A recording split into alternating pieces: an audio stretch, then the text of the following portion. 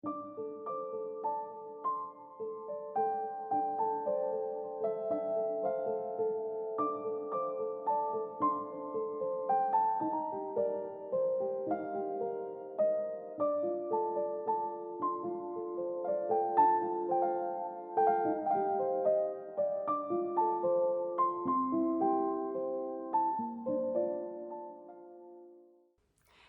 everyone and welcome to a new episode of the Bubbles and Berries podcast. My name is Ode and I am coming to you from Edinburgh in Scotland.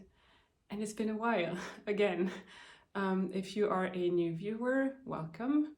I hope you enjoyed this episode, and if you are a returning viewer, welcome back. Thank you for your patience. Every time I record a podcast, I get so excited and I love it so much that I'm like, oh, I'm going to record every 3 weeks. It's going to be great, blah, blah, blah. And then life happens and work happens and podcasting doesn't happen because I'm just too busy. So I'm really sorry it took me so long to record another episode. Yeah, that means I just have a lot to show you. So I guess it's going to be a bit of a long one, which I know some of you really enjoy. So yeah, anyway, I'm not going to ramble and waste any more time. We're just going to go straight into it. So I have quite a lot to show you. I have not many, but several finished objects, a few work in progress, and then I have some acquisition and some exciting news regarding my shop. And yeah, no sewing today. I sometimes show my sewing, but I just haven't been sewing very much. So I don't have any sewing to show you today, but I do have a lot of knitting and some embroidery as well. All right, let's just get right into it. I'm going to start with what I'm wearing now. This is the Cinnamon Mum pullover by Teddy Lutzak. It's a sweater that I knit, I think in the autumn last year. I'm not really sure anymore. And I knit that out of a cone from Woolly Knit in the shade Loden Green. And I held 2 strands together because the pattern called for a DK weight yarn, and Woolly Knit cones are fingering weight yarn, and so just holding it together got me gauge, and I think got me gauge probably, and it worked out great. I'm not going to go into any details about that pattern because I've talked about it before. I think if you're interested, you can go back to the episode where I talk about it, which should be easy to find because I think there's a photo of that sweater on, like the thumbnail picture is that sweater, so you should find it very easily. I just remembered something actually. Before I go into finished object, I just remembered. So 2 episodes ago, I did a giveaway. And then last episode, I announced the winner. However, the winner of the prize hasn't been in touch with me and the prize hasn't been claimed. So I am going to draw a new winner. Obviously, because I am remembering this right now as I am recording, I don't have the name of the winner right now because I haven't drawn it yet. So I will do that before this video, before I edit and before this video goes live. And I will put the name of the winner right here. Congratulations if it is you. The prize was a skein of red yarn from Beehive Yarn, as well as a set of stitch markers from my shop. So if you could please hop over to my website, the link is in the description below, have a look through the stitch markers and let me know which set you would like and which fastenings you would like, and then email me with that and the address that you would like me to ship everything to, and then I will have this ready for you. I will ship it for you. So yeah, congratulations again. Thank you for participating, and I can't wait to hear from you. Anyway, moving on now into finished objects, because I don't want that, that episode is probably going to be a bit long, but I don't want it to be too long either. So yeah. Finished objects. So I've got 4. I'm just looking on my notes. 2 of them were works in progress in the last episode, and 2 of them were cast on and bound off in between the last episode and now.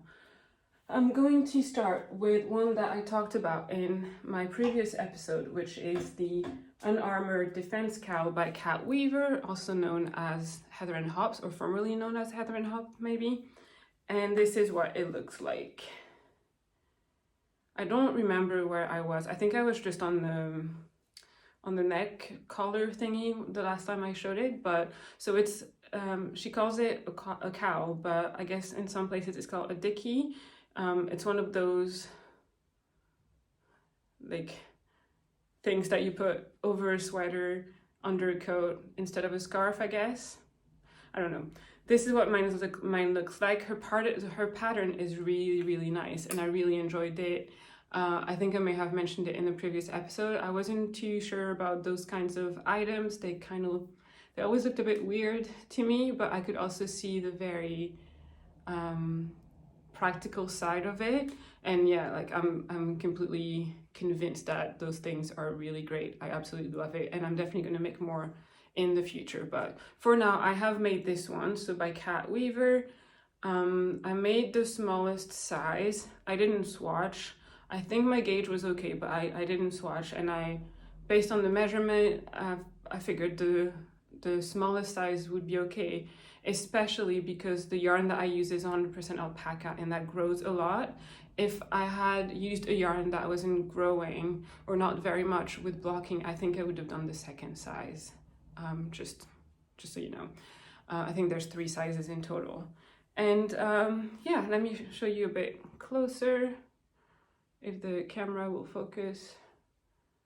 Yeah.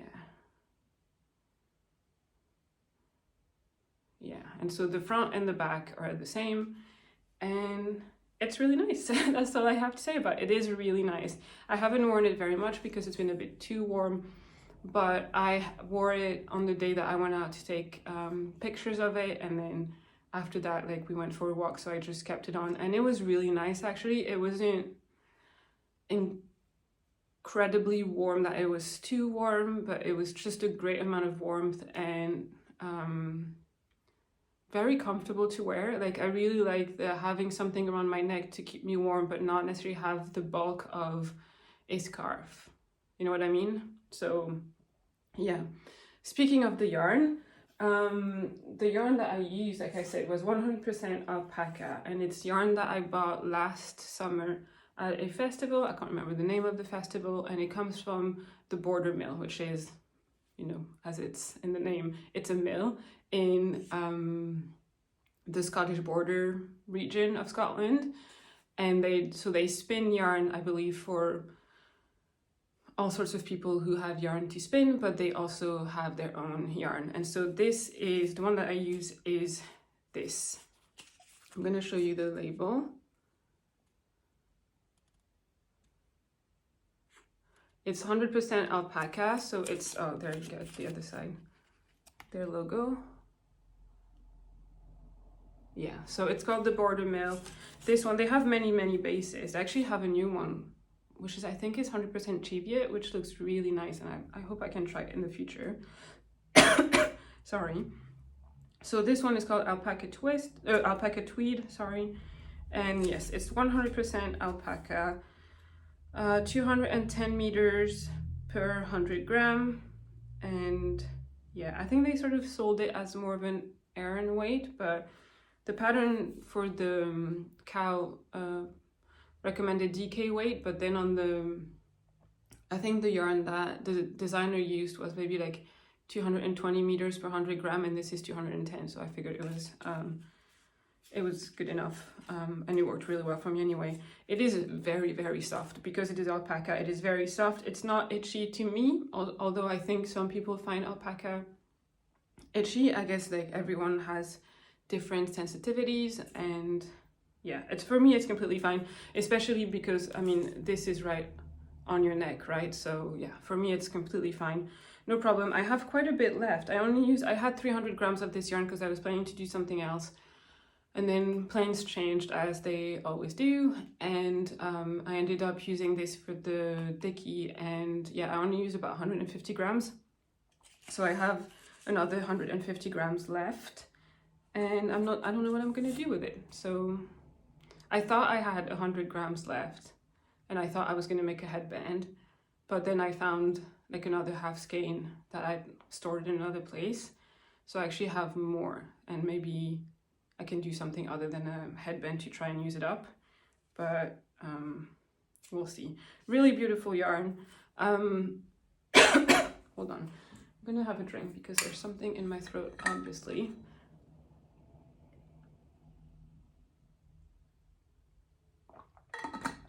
And I don't want to keep coughing throughout the whole episode.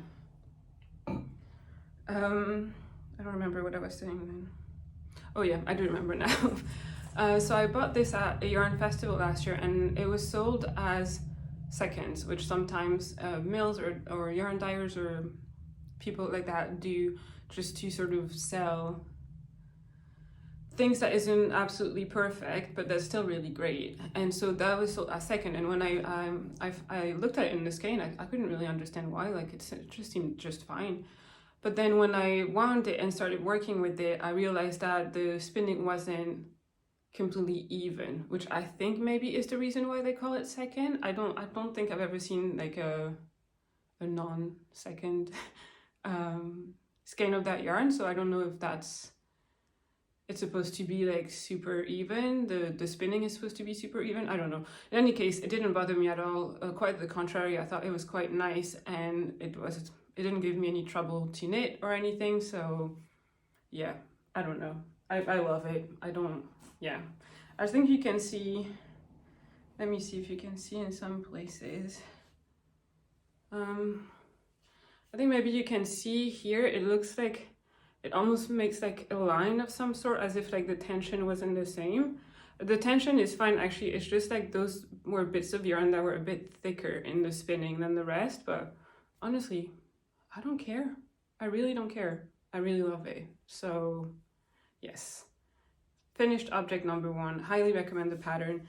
Highly recommend the yarn, and I think I will definitely be making more of those cows / dicky. I think that there has to be a Scottish word for it. I just don't know it. If you know it, let me know. And in the future. So yeah. Moving on to finished object number 2, which you have also seen in the last episode as a work in progress, and it is this absolutely beautiful shawl. This is the Humlebi shawl by Fiber Tales, and I love it so much. It's so nice. It blocked out really well, and I love it.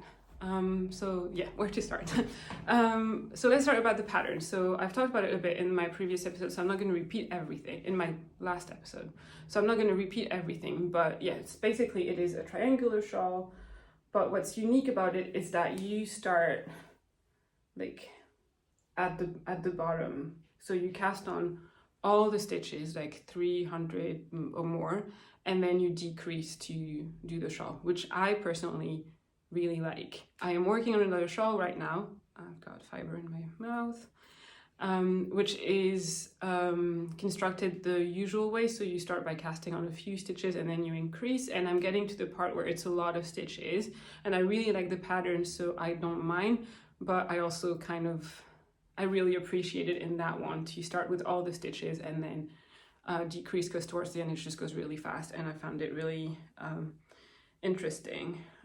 It has a cable cast on, which I'd never done before, but I think it looks really nice. It does that kind of like twisty thing. And then it's got the little bumblebees, which came out so well. I think some people said that theirs didn't come out as nice as they hoped, but I think maybe it has to do with the yarn. Maybe like a rounder, bouncier yarn is gonna, I guess it's like a yarn that is good for cables, maybe is good for that, and then a yarn that is maybe not so good for cables, maybe is not so good for that either. I don't know. It worked out for me, that's all I'm gonna say. And yeah, I really love it. I knit it out of Holt's Super Soft. I bought a cone because, like I've mentioned it in the past, I'm gonna try later in the year to do a video just about cones, because I knit from cones quite a bit, and some of you have asked if I could compare the different cones that I'd used, and so yes, I'm planning to do that more towards the end of the year. And so when I was thinking about this video, I realized I'd never tried Hold Super Soft, and that those cones are quite popular, so it only seemed right that I tried it, and so I tried it for this one. So I'll talk about it more in depth in comparison to other cones in that future video. But for this project, like, I really loved it. I think it's 50% merino, 50% Shetland, and I think it's great. To me, it's not like, it's not silky soft, but it is like the kind of dry soft. So it's soft, but it's not silky, but it also doesn't itch. It's not scratchy to me anyway. I don't find merino itchy. I mean, I don't think most people do.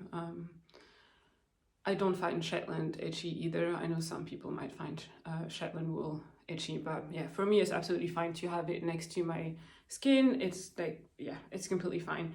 The color that I use is called Brass. It's a bit less vibrant than it is on camera, but it is a really lovely color. It's quite similar to the one that the designer used for her sample. It's just maybe a bit more golden.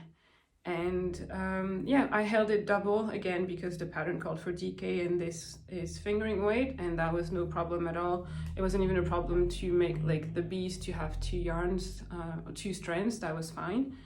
And yes, I've worn it a lot. Let me see if there was anything else. Oh yeah, one modification I made to the pattern is that I added 2 repeats of the bees on either side of the center spine, just to make the shawl a little bit bigger. It's just stuff that I read on Ravelry. A lot of people said that they did that because they found that the shawl was a bit on the smaller size, and so they recommended doing that if you wanted a bigger shawl, which I did, and I'm very happy with the size of it. So yeah, I've worn it quite a bit already. I brought it with me just after I finished. I finished it just before Easter, and then I went to France for Easter weekend to visit family, and so I brought it with me because it was going to be like mild temperature but not super warm temperature, and so I thought it would be nice to have it in the evenings, especially because we'd all rented a big house that had a big garden, and so I knew we were going to spend a fair amount of times outside, and so I thought it would be nice to have a shawl, and that was great. That was like good call. That was really great. And so I would usually wear it like this, and then you bring it to the front. Actually, it goes really nice with my sweater. Those are like very nice, like earthy colors. I like it. So, oh, I put it the wrong side, like this, but the right side out, you know, like showing off the bees. And then, or I would just wear it like on my back, like you would wear a shawl, I guess, just like this when it's a bit cool, the right side out.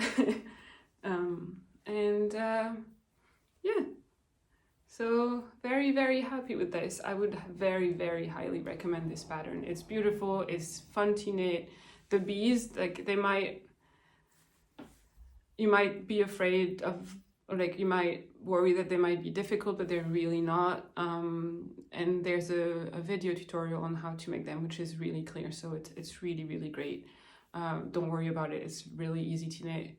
And yeah, I think that's all I have to say about it. Highly recommend again. And I really like those shawls where you start by casting on all the stitches and then you decrease. I think that's really fun to knit.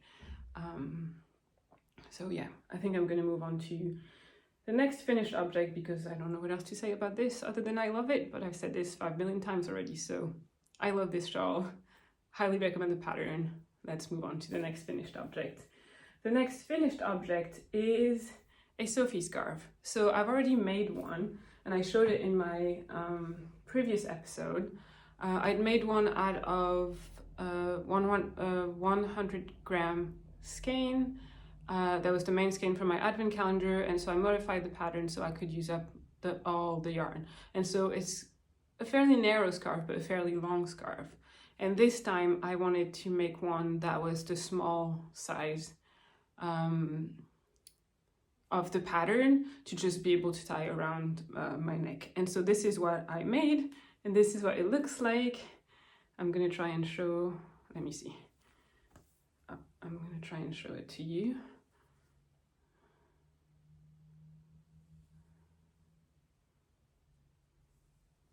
So yeah, let's see how it, oh no, I kind of want to keep that on.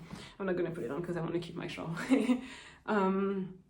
So yeah, it's just, I mean, you've seen a million of them, right? Like I've seen a million of them, and I really like them. I have nothing against a Sophie scarf. And yeah, the yarn that I used, that's the sort of exciting bit about it, for me anyway, is a skein of, once again, yarn from the Border Mill, but it is their Alpaca Rose blend. And I've talked about it on this podcast before. I bought some yarn, some Alpaca Rose yarn from them at Perth Festival of Yarn back in September. I haven't knit with it just yet, but then I went to the Scottish Wool Producer Showcase in Perth again at the end of April, and the Border Mill was there, and so I bought one other skeins. They're 50 grams in that lovely like golden peach apricot kind of color, and yeah, just to make a little Sophie scarf with it. So like I said, the blend is alpaca and rose. It's 50-50, and it is so soft. It is the softest thing ever. It has that like silky feel. It's very, as you can see, it's very drapey, and yeah, it's really beautiful. I really love it. It's warm enough, and yeah, it was quite fun to knit. I used the whole 50 gram skein. I don't have any leftovers. I held it double, and so yeah, I was able to use the whole skein, so that was great. And yeah, what else to say? Oh, it was really interesting actually. So it was really nice to knit with it. It's quite a slippery yarn, so I switched and I used my wooden needles, whereas I usually use my metal Chalgu needles, but for this I used my wooden Luca needles, and that was great because they have a bit more grip, even though they're quite smooth, but they have a bit more grip than metal. And yeah, so that was fun to knit that way. And then the yarn, when I washed it, which I never used rose fiber before, so I didn't really know what to expect, honestly. But when I washed it, it behaved like a cotton would behave or a linen would behave, in that it got like kind of stiff. And yeah, that was interesting. I guess like thinking back, knowing that it's a plant fiber, or like at least 50% plant fiber, like you could expect that.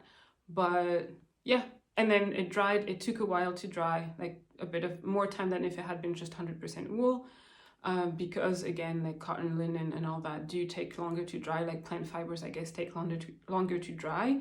But once it was dried, it was once again like all drapey and soft and smooth, and yeah, so yeah, it was great. I loved it, and I'm really looking forward to using the other skeins that I have that I bought to make a shawl. And yeah, I think maybe I'll buy some more in the future. So they have really nice colors. I think turning rose into yarn is not the most eco-friendly process, but yeah, I mean, yeah, so that's something to keep in mind. If I have like a really special project and I'm looking for really beautiful yarn, then I might go for that. But yeah, it's just something to be aware. I mean, I guess you buy whatever you buy, right? Whatever you want to buy, but it's good to be aware of sort of what the process of making that yarn is. So yeah, so that's a new Sophie scarf that I haven't really worn yet because it's been quite cold, like I said, but I could see myself wearing that in later in the spring or in the summer with just a white tee and a pair of jeans, you know, and just having it tied on my neck. And yeah, I think it'll be really cute. So yeah, that's finished object number 3. And then last but not least, finished object number 4 is not for me. It's a gift that I made for my husband, and it is a hat. And this is what it looks like. So this hat is the Slouchy Beanie by I was going to say Fiber Tales. It's not Fiber Tales. It is Knitting Traditions. Inga. It is the third slouchy beanie that I make. I really like this pattern. It's a very nice basic. It's very fun to knit, very quick to knit. It's designed for sport weight yarn, although I've done it once on DK weight yarn and it worked fine. I don't know. It's just very easy, very nice. It's like you start with the ribbing and then you do the stockinette, you do the decreases, and that's it. And the reason why I cast this on, it wasn't really part of my plans, but I went to London in April. I went twice for 2 weekends and I took the train down. And so the train down from Edinburgh to London is about 4.5 hours one way. And so I knew I was going to have a lot of time on the train and a lot of time to knit. And so I decided to cast something on that was kind of easy, mindless, quick, and yeah, that's what I decided to do. I had the yarn that I used for it. It was gifted to me by a friend, and like as soon as I got it, I knew this is what I was going to use it for. And so yeah, it was just a good occasion, I guess, to use this yarn, make this hat, and have some nice train knitting. So yeah, and it actually took me, I think I almost finished it just on those two trips. I think when I got home after my second trip to London, I just had to finish the decreases, like half the decreases I had left to do it, like maybe another like half hour or something. So yeah, that was the perfect project for that. And I really like it. My husband really likes it. I've made him a sweater before, but I can't make him sweaters all the time because they take a very long time. I've made him some socks, but he says he has enough now. And so, but he wears lots of hats. So, because he shaves his head, so he's like easily cold, I guess. And so he wears hats pretty much year round, like all day, every day. And so I'm gonna knit him like 5 million hats now. Anyway, so the yarn, this really beautiful yarn, is Knit Picks Wool of the Andes Sport. Like I said, it was gifted to me. I don't know how easily Knit Picks is I don't know how available it is in the UK actually, because I've never really looked into it. But it's really lovely. It's 100% wool, I believe. I don't know where the label is, so I can't read that. But yeah, it's sport weight, and the colorway is called Merlot Heather. And yeah, it's just really beautiful. It has so much depth. And yeah, it's a color that actually really suits my husband because he's a redhead, so he's got like a nice bright ginger beard. And so it actually suits him really well. I made the size adult large. I think the pattern has adult, small, medium, and large, and maybe kids and teens or something like that. I'm not really sure anymore.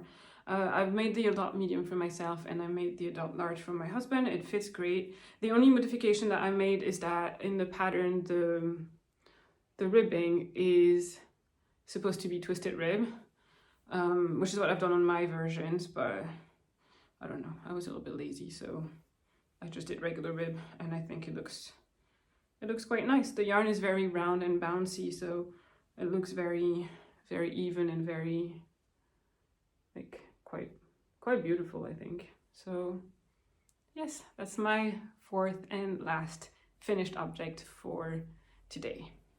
Moving on to works in progress. All right, works in progress. I've got two. So like I said, I mentioned before, I'm working on another shawl. I think that's a theme this episode. It's a lot of like neck stuff and accessories, not a jumper right now. I don't know why really, but I just feel like working on shawls these days. So this is what I'm doing. And so this particular shawl I'm working on right now is the Ferny Corner shawl by Emma of the Woolly Mammoths. I'm going to put a picture here so you can see what it looks like finished. And I am going to show you mine. I am keeping it in this beautiful bag that I got from the lovely Harriet of Wildwood Stitches. We swapped bags a little while ago, so I sent her some of mine, or I sent her one bag and some stitch markers, and she sent me this beautiful bag, and I love it. I use it all the time. I don't always use the bags, like my own bags that I make and sell in my shop for my own knitting. Not because I don't like them, I really do, but I want to keep them clean so I can take, like, if I need to take pictures. And also, like, they're work for me. So when I'm knitting as my hobby, I like to use other stuff. But yeah, anyway, that is, I'm just rambling so much. That is my shawl in the state that it's in today. I would have put it on a longer cable, but I don't really have a longer cable, I don't think. And that is the right side. And so, yeah, as you can see, I have done the gray part at the top, and I'm like a third of the way into the lace, I believe. Yeah.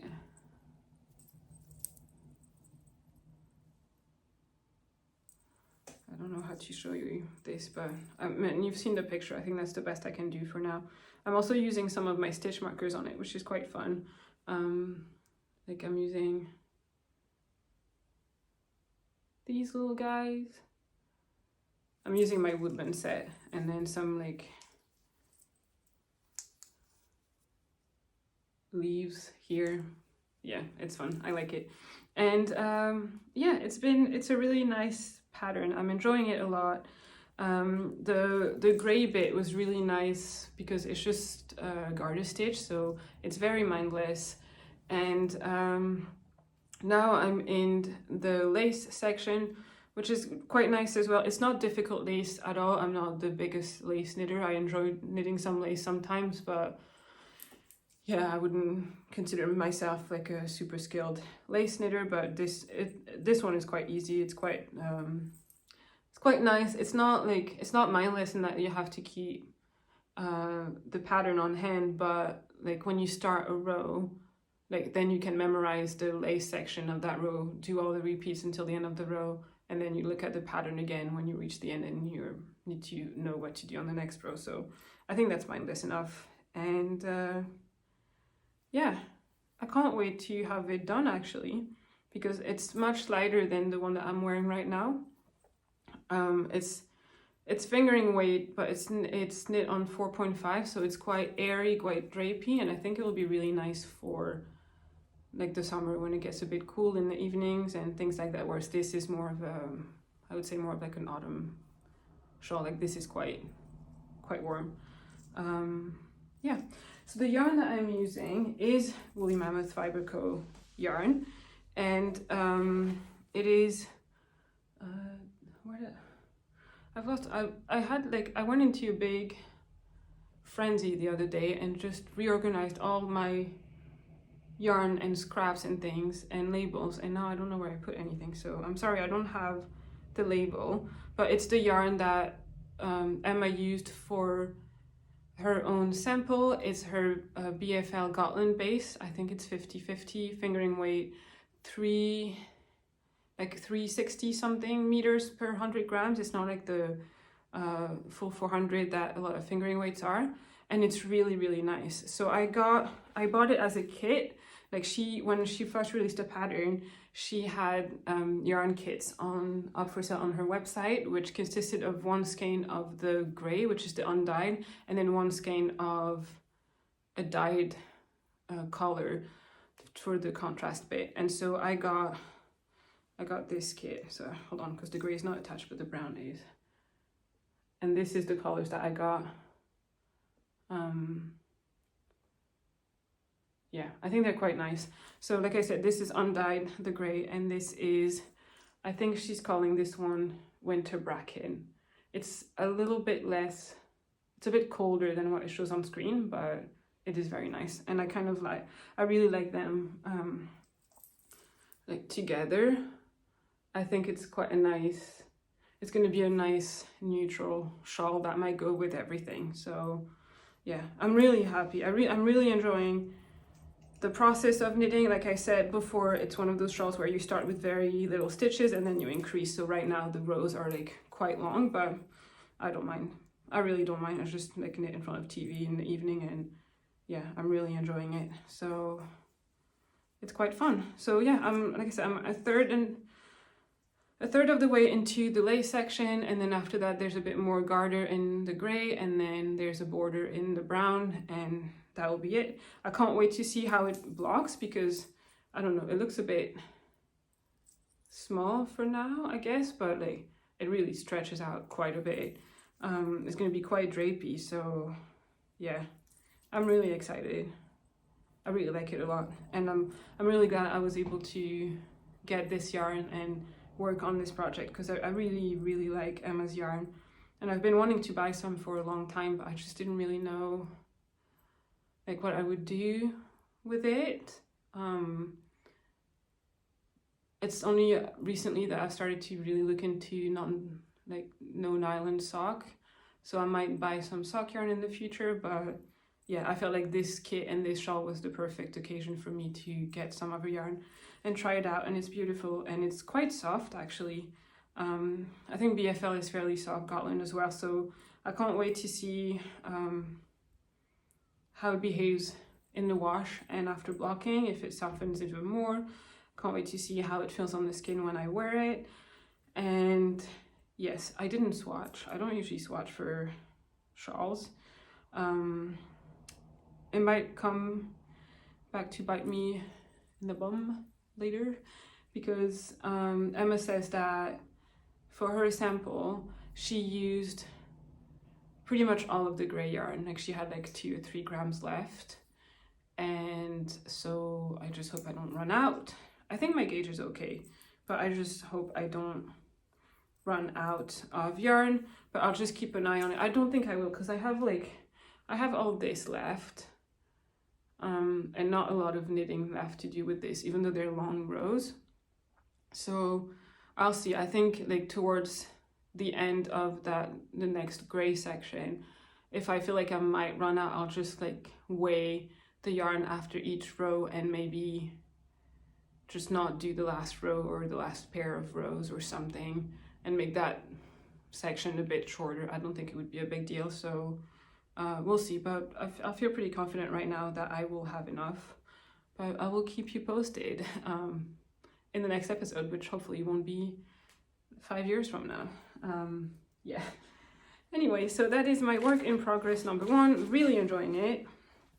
I can't wait to have it finished, and I am going to move on to my work in progress number 2, and that is a pair of socks that I have barely started. I just have a few rows on the cuffs, but I thought I would show it to you because the yarn is quite interesting. So I'm keeping those in one of my bags. This is my latest design, even though it's like dates back to March at this point. It's called Spring in the Garden. That's the bag. There's the matching notions pouch and the matching stitch marker set in the shop. But yeah, I'm using this bag because it's cute and I like it. And this is the yarn and the socks. So, the socks. So the pattern that I'm using is the Homebody sock pattern by Helen Stewart. I'm doing it in the size medium. It's a pattern for DK weight socks, although it's actually my second time making it. And the first time I made it, it was for my sister, and I made it out of fingering weight. And it was completely fine because I'm going to put a picture of the pattern here. You're going to see there's a little bit of a pattern at the top, but that is, I think the pattern is like a 4 or 8 stitch repeat, so you can just increase. Like it was easy to make it work on a 64 stitch cast on, which is what I usually cast on for fingering weight socks, so it was not a problem. But this time I am doing it in DK because that's DK yarn, and I am doing the second size medium because that's the number of stitches that I usually cast on for my DK socks. I've just cast on like each sock. I usually knit my socks like in tandem, like not 2 at a time, but like I have pulling from the center of the cake and then pulling from the outside, and then I do the cuff on one, the cuff on the other, and then the legs and heels and all that and so forth. And I am also using some of my stitch markers for that. I've got a little leaf here, and what did I pick for this one? Oh, that is a nice one. I picked a little flower for that one. And yeah, so not very much to show you in terms of knitting. I'm doing it on 3.25 millimeters, but the reason I'm showing is that because I wanted to talk to you about the yarn, and that is to me a very exciting yarn. Hold on, there's tangling happening. And it is a non-superwash, no nylon yarn stock yarn that I bought at the Scottish Wool Producer Showcase back in May in Perth as well. So the same place I bought that alpaca rose yarn before. And it is from a farm called Anfield Farm.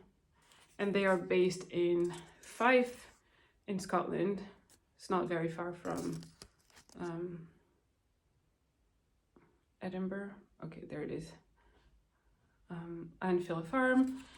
And it is a yarn made out of 70% mohair and 30% Shetland.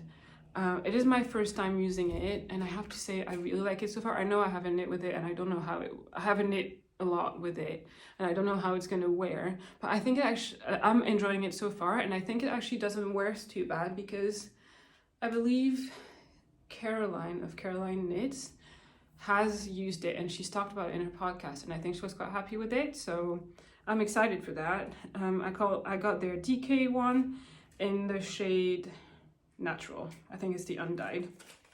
So yeah, let me give you a closer look at the yarn itself. You can see a bit of like a sheen, I guess, from the mohair. You can see the halo like here at the top, which is like also due to the mohair. And it's quite soft. It's quite round as well. I'll see how it behaves in the wash. And yeah, that's how the strand looks like. And it looks I was a bit like, it's not super tightly spun, and so I was a bit concerned that it might split, but it actually doesn't at all. It really doesn't split, which I think is like the mohair like fibers, they just really stick together. So yeah, I'm excited to keep working on that. I think I'm trying to finish the shawl first and then pick those up, but it's a good like on the go project. And yeah, I'm excited to keep working on that. I'm excited to finish them and to see how they feel and how they wear. Just for, I guess, for information, FYI, I guess. I rarely wear my woolen socks like directly on my feet because I don't like the feel of wool under my feet. It's just, I don't know, it's a sensory thing. I really don't like it. So, but I do love wearing my head knit socks, and I do love the warmth.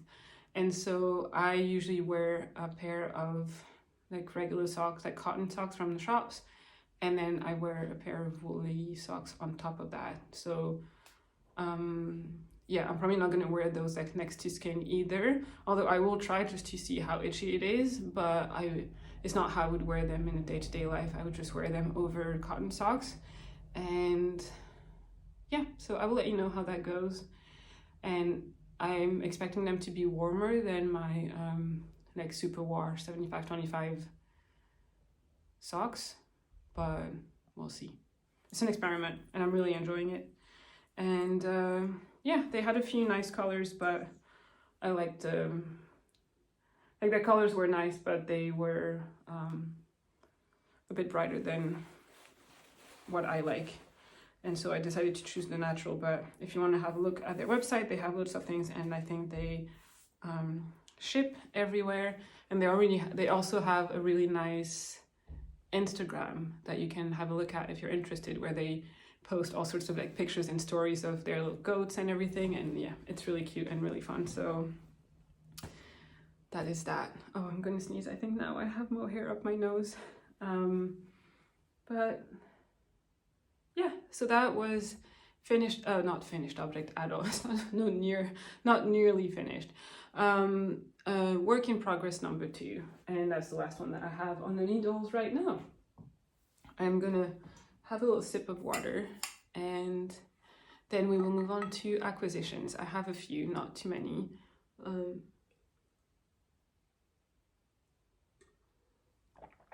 So yeah, I'm gonna talk about some acquisitions and then some exciting news regarding my shop that I can't wait to share with you because it's so exciting. Anyway, so acquisitions. So like I said, it's been a month and a half-ish, something, since my last episode, and during that time I have been to a yarn festival, the Scottish Wool Producer Showcase in Perth. That was at the end of March, I think. And then I also went to France for Easter weekend. I went a day early and I spent the day in Paris, so I got a bit of yarn there. I did go to London twice, but I didn't, like, the reasons why I went just didn't allow really any yarn shopping, so I didn't buy any yarn there. But yeah, I'm gonna show you, oh, and I got something in the mail as well, something I'd ordered. So I'm going to show you, I guess we're going to start with the Scottish Wool Producer Showcase in Perth. That was a festival that was at the end of March. I think of all, I mean, not of all, because I haven't been to a ton of yarn festivals, but of the ones that I've been to, this is by far my favorite. It's the second one that the second time that I've gone. It's the second year that it exists, I believe. And like the name says, it is a showcase of Scottish wool producers. So it's not, there were a couple of yarn dyers and there were definitely like dyed yarn, but the main focus was wool producers from the UK, so like farmers, mills and things like that. And it's just so nice, like for someone like me who really likes like rustic yarns. I also really enjoy the colors of non-dyed, like natural yarn, like undyed. Yeah, to me that's just my favorite. I absolutely love it, and if I could only go to one festival a year, that's definitely the one that I would go to. So yeah, with that being said, so I bought 3 things there. So I've already shown 2 of them. One was the alpaca rose yarn that I used for my Sophie scarf. That was really nice. That was by the Border Mill. And then the other one was, well, the socks that I just showed you, the mohair, 70% mohair, 30% Shetland wool socks from Anfield Farm. So that was like, those are 2 things. And then the third thing that I bought is a cone, because you know I love cones. And I guess I can add this to my cone roundup video, even though I don't know, it's less accessible than other yarns, but yeah, it's really nice. And it is this cone. It is, let me see if I can show you. So it is a gray, but it's got a bit of like orange flecks in it and light blue flecks in it as well. Oh, I think you can see well here. And it is really, really nice. It is a 500 gram cone, oh no, 470 gram that I bought from New Lanark Mill. So I've talked about New Lanark Mill before. I think a bunch of Scottish podcasters talked about it as well. It's a mill in a place called New Lanark, which is near Glasgow in Scotland, and it is such a nice place. I went last summer and visited with my dad and my husband, and you can go and tour the mill and learn about the history of the place. And of course they have lots of yarn, like really beautiful yarn. So I bought some yarn last time that I went, and I was really happy to see that they had a stall at that yarn festival at the end of March. And so yeah, I bought a cone from them. It's fingering weight. It's called Light Graphite B017. I think that yarn is available in balls if that's the color that you like and you want to get it. I don't know if they sell cones on their website. They might, but yeah, I really like it. It smells quite cheapy. I keep it in like a Ziploc bag just to keep it safe. But yeah, I don't know yet what I'm gonna do with it, but I'm seeing maybe a cardigan, and I'm thinking maybe,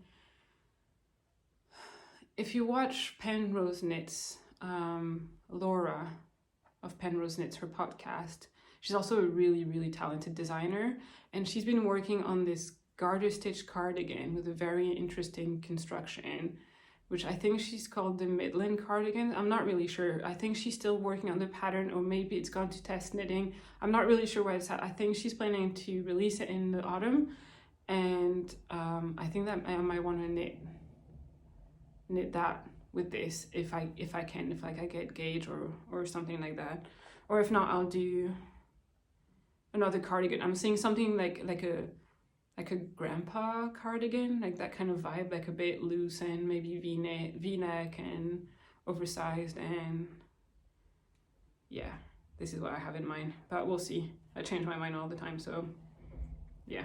But yeah, so that's the third thing that I got from the Scottish Wool Producer Showcase. And like I said, great festival if you ever travel to Scotland or want to travel to Scotland, and are able to come around those dates. Like this year it was end of March. I think last year was very first weekend of April, so I guess it's around that time of year.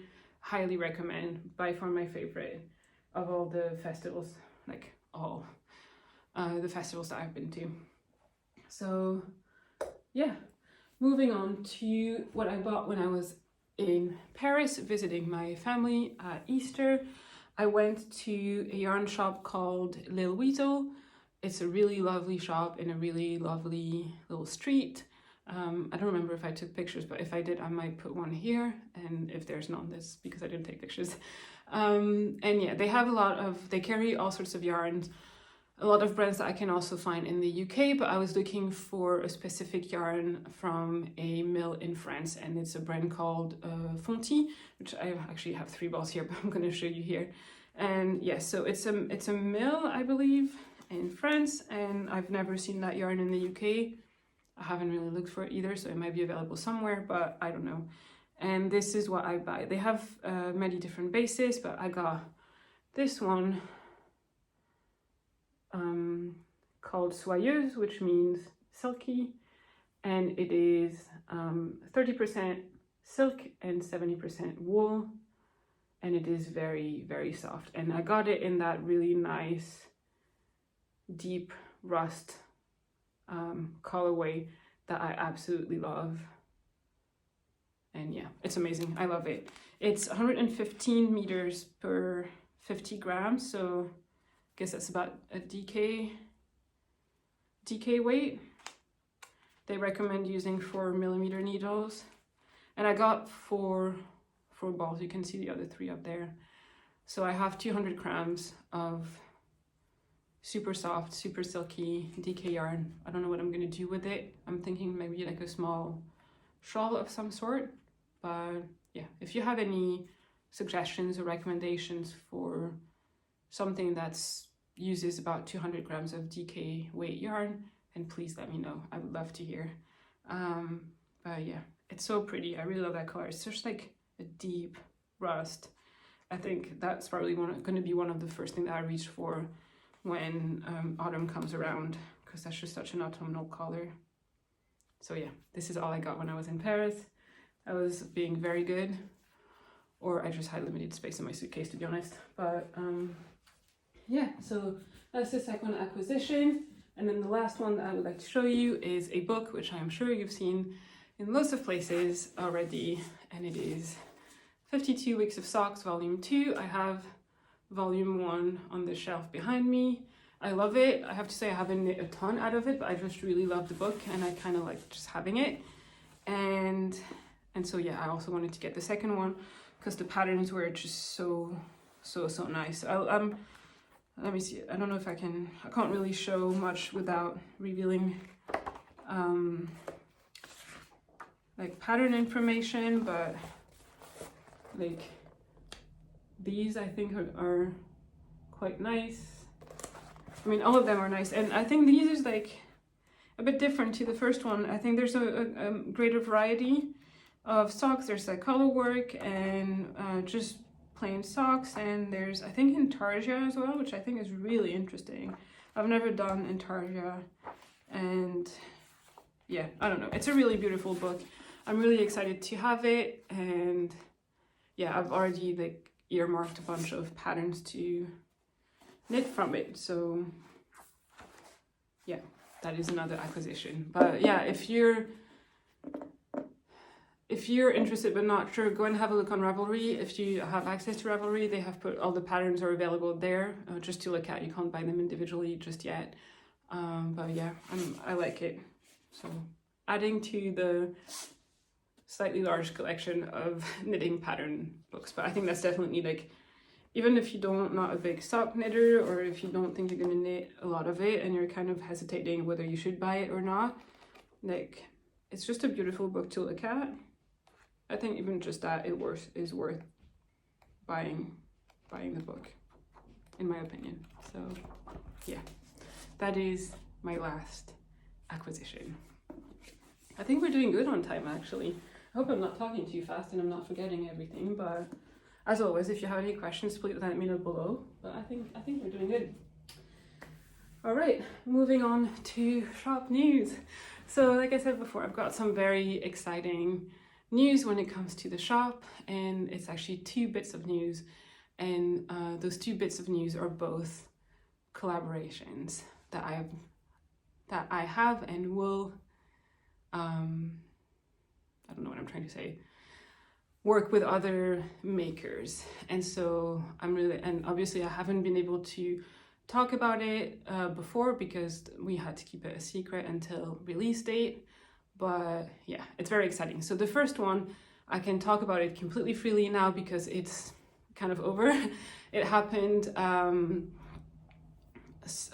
in April, early April. And so it is a collaboration that I was really lucky and honored to do with Making Stories, the lovely Annalisa.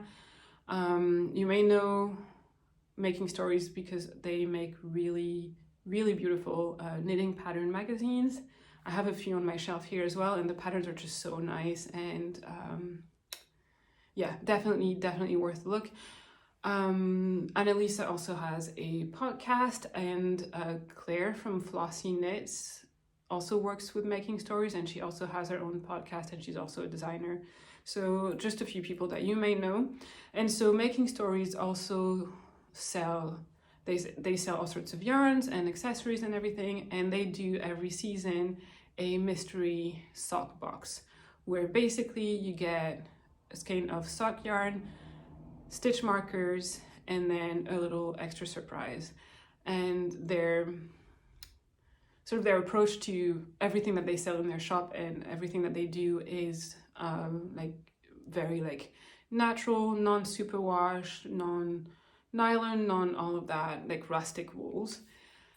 And that goes for their sock box. So they're always doing non-superwash, no nylon socks or sock yarns. And yeah, so anyway, so that's what they did. And then last year, Annalisa messaged me and asked me if I would like to work with them on their April sock box, so the spring one. Of course I said yes, because I really, really like their work, and I was really honored to be asked.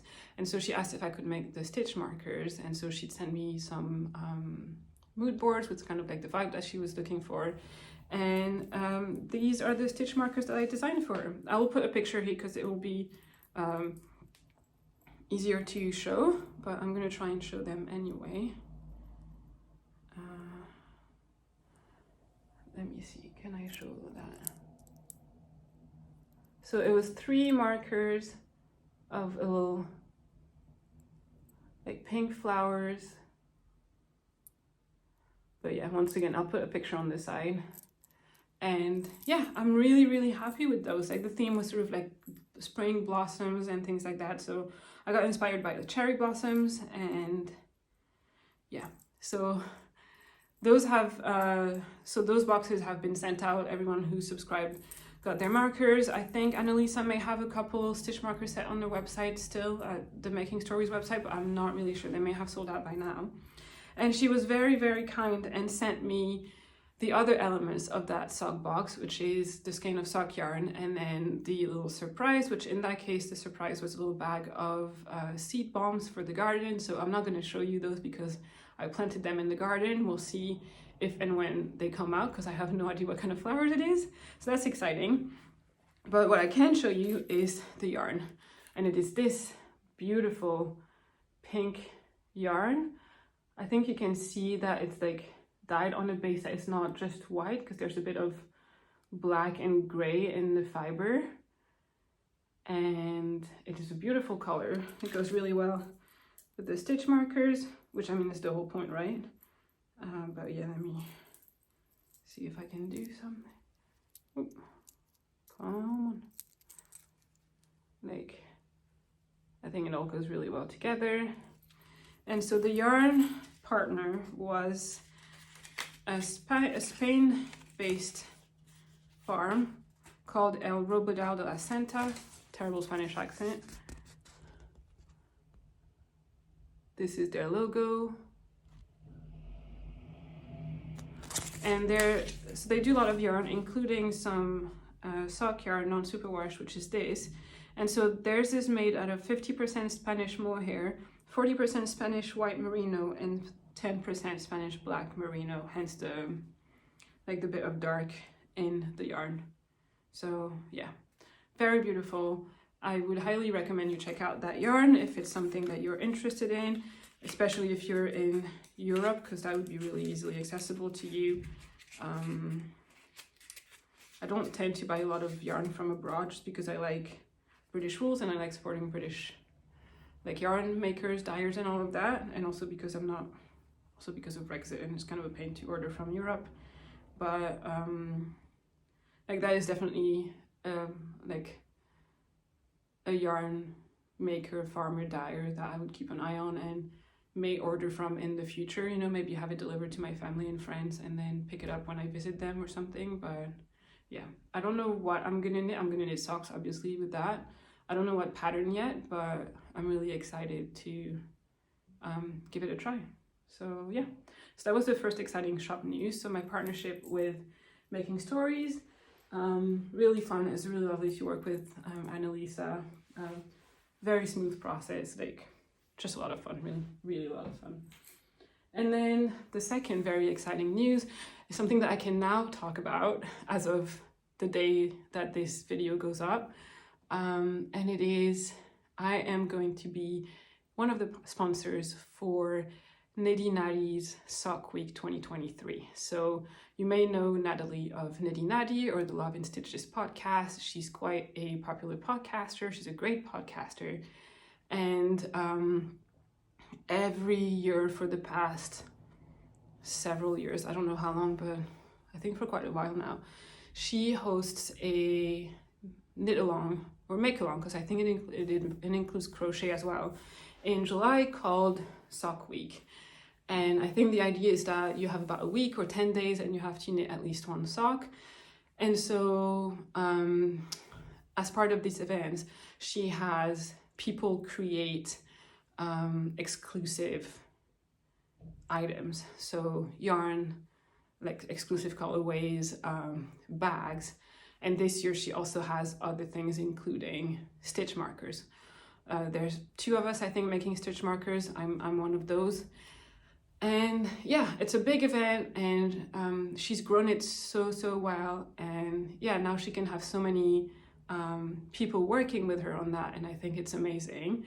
So the reason why I can talk about it today and I couldn't before is because she has just released her sponsor reveal video. So if you want to have a look at that, if you're planning to participate in Sock Week, you can go to her channel and have a look at all the people that have made all sorts of beautiful things specifically for this event.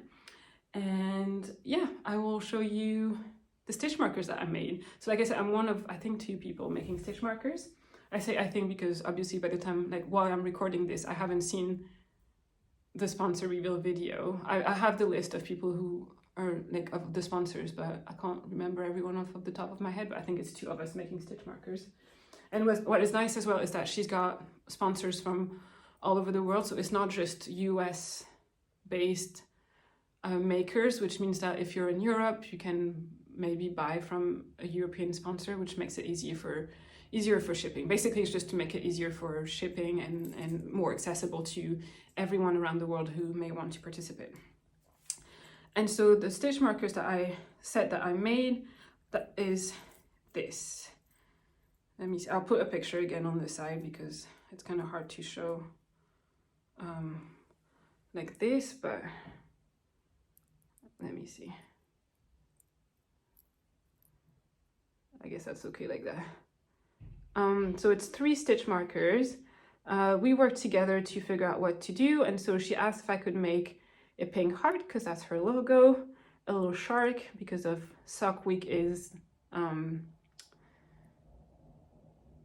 inspired by Shark Week, which is at the same time in July, and then she wanted something ocean themed, and so I made a little seashell. So yeah, I'm so excited. It's going to be so much fun. What she did this year is that for the first time, she sort of pulled out a call for applications, I guess, or like you could fill out a form if you wanted to participate, and then she would pick some people. And so first of all, I was really excited to have been chosen. But I was also a bit like, I expected it to be a bit of a challenge, and and I was looking forward to that, but I'm gonna explain why. If you watch Natalie's podcast, which is a great podcast, I watch it all the time, you will know that we have very different aesthetics and very different tastes in yarn, colors, patterns. Like I'm all into like warm, deep tones and rustic yarns, and she's very much into bright colors, bright pink. I barely ever use pink, and fingering weight superwash yarn. So I thought it would be really fun, but also a bit of a challenge for me to sort of come up with something that would sort of fit both our aesthetics and those being so different. But it worked out so well. I'm really happy with the markers, and I think she is too. So yeah, it's been so much fun from the start.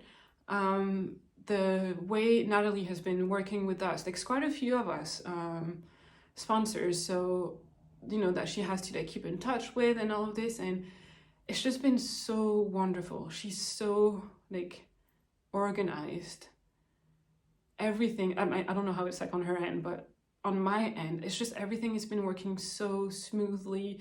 I have all the answers to all the questions I could possibly have, even before I need to ask the questions. Like everything is there in the emails that she sent us. She's like sent us very detailed like timelines. She's helped us figure out how much stuff to make.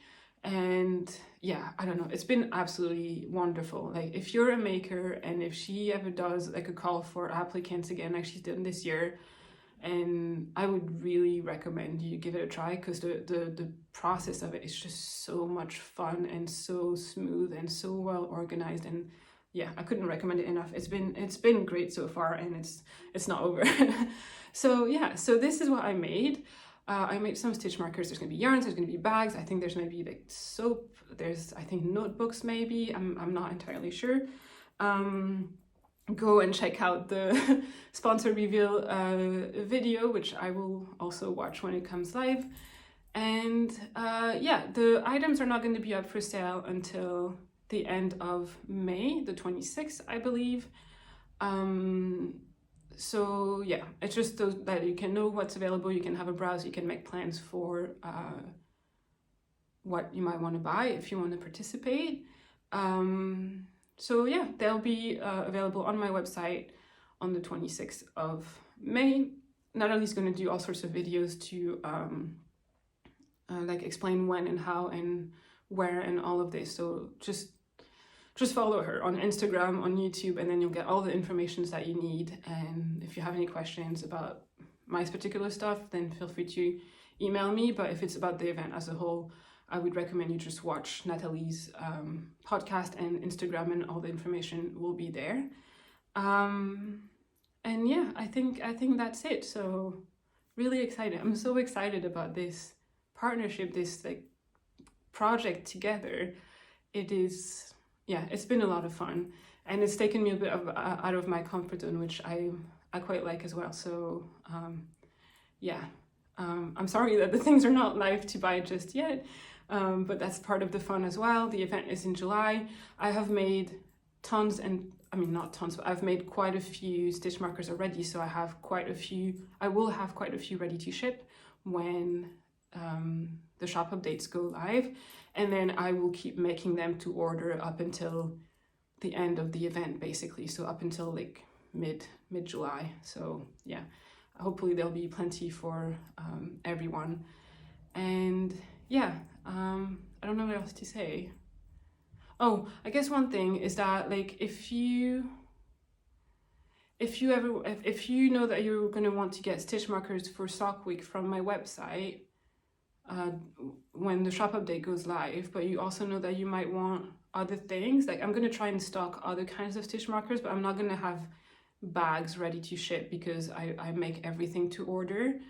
I need to know what size and what design that you want of anything that you might want to order from my shop.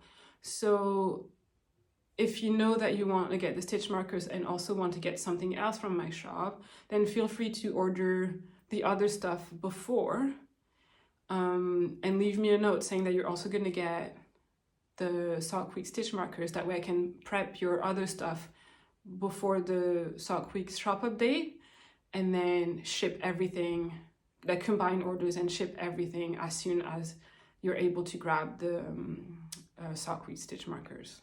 If that's something that you'd like to do, I can start working on those before and just wait for that date to ship it to you, and just combine orders, and then everything goes out the door really quickly and gets to you as quickly as possible, if that's something you want to do. But yeah, up to you. Just let me know.